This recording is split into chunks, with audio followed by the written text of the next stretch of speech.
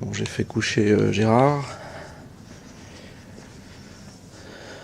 Capot plastique, relativement en bon état celui-là. Ici un réglage de dureté de l'AMP. On va voir comment ça se passe. On dévisse cet écrou en plastique et on découvre le faux poumon. Un faux poumon en caoutchouc moulé qui est fixé par un cerclage en plastique que nous allons enlever. Il s'enlève en dévissant cette pièce.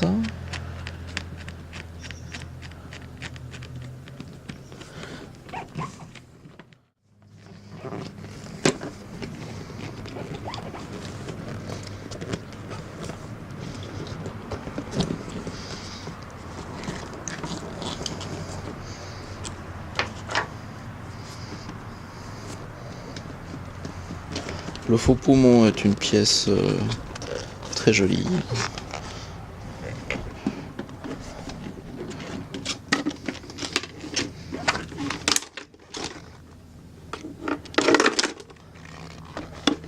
On voit ici la rotation. La rotation, une pièce plastique qui vient en bouteille ici et qui permet de gérer la dureté du deuxième étage. Le bloc peut être enlevé avec un rail.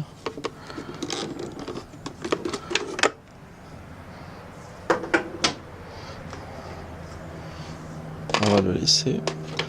Ici on a le capot du filtre avec, on va le voir, deux pièces qui permettent de réduire la quantité de chaud en fonction de la durée de la plongée.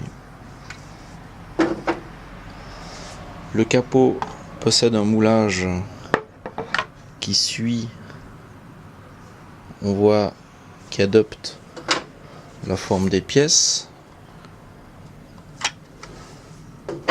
Donc c'est un capot relativement complexe. Là c'est recouvert de caoutchouc. Et ce même caoutchouc fait office de joint quand il passe par l'axe, la vis centrale.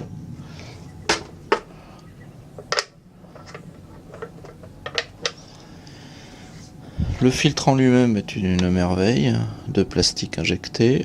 Son gros défaut est qu'il est très fragile par rapport aux autres machines. Ici on a des petits grillages pour empêcher la chaux de se balader. Le remplissage se fait par deux vis que l'on voit là, et les deux compartiments sont remplis. Ici devrait y avoir une éponge, mais elle est manquante sur mon exemplaire. Et là, expiration, inspiration, inspiration, expiration. Ici, piège à bave qui va se déposer ici avec de nouveau un bouchon accessible par derrière. Donc on a un châssis très moderne en plastique injecté. Son grave défaut, on peut le voir ici, c'est une faiblesse puisque le plastique casse, se fend. Ma foi, ça vieillit quand même moins bien que certains caoutchoucs. Et à peu près, ici par exemple, c'est cassé. Donc là, le capot a un peu tendance à se tirer. Des fissures également ici. Et impossible à réparer. Les clapets sont au niveau de l'embout. Donc ça circule comme ça. Embout Technisub qui coulisse très bien, marche bien. Donc nous sommes en présence d'une superbe machine qui a été conçue avec un désir de fabrication de masse, une industrialisation poussée. On n'est plus dans la chaudronnerie, on est dans l'injection plastique. Par contre, gros défaut, très fragile. Très très fragile.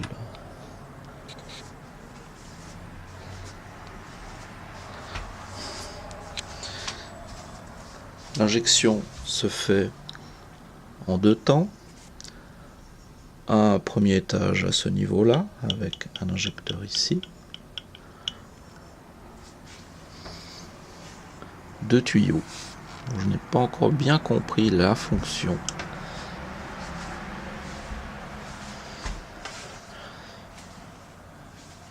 Je pense qu'il y a une injection à la demande et une injection constante. Arrivée des deux au niveau du bypass. Et ensuite, l'oxygène est diffusé dans cette chambre-là.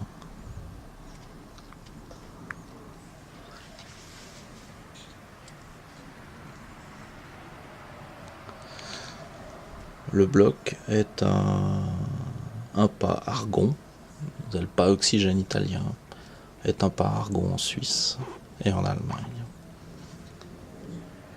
Ici nous sommes en présence d'une version civile, un seul bloc acier. Les versions militaires avaient jusqu'à 2 blocs alu pour les questions de magnétisme.